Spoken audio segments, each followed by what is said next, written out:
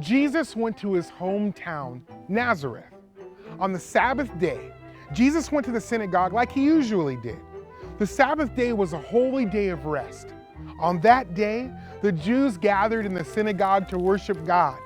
The synagogue was a special building where Jews met together to pray, to worship, and to learn about the scriptures.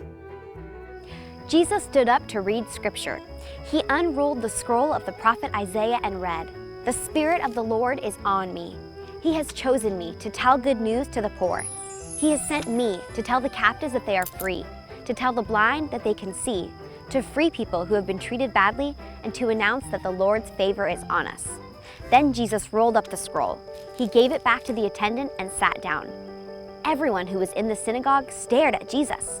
Jesus said, "Today, as you listen to me reading these words, they came true." The people said good things about Jesus, and they were amazed at him.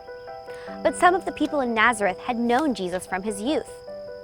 "Isn't this Joseph's son?" they asked. Jesus was far from ordinary. Even though Joseph raised Jesus as his own son, Jesus' true father is God. Then Jesus said to them, "You will probably say this old proverb, 'Doctor, heal yourself.'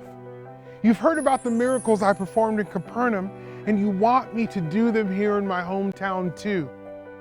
Jesus also said, "No prophet is accepted in his hometown." Jesus reminded the people of the prophets Elijah and Elisha. When there was a terrible famine in Israel and no rain fell there for 3.5 years, plenty of widows in the country needed help. But Elijah did not help the widows in Israel. Instead, God sent Elijah to help a widow in another land. And when Elisha was a prophet, many people in Israel had leprosy.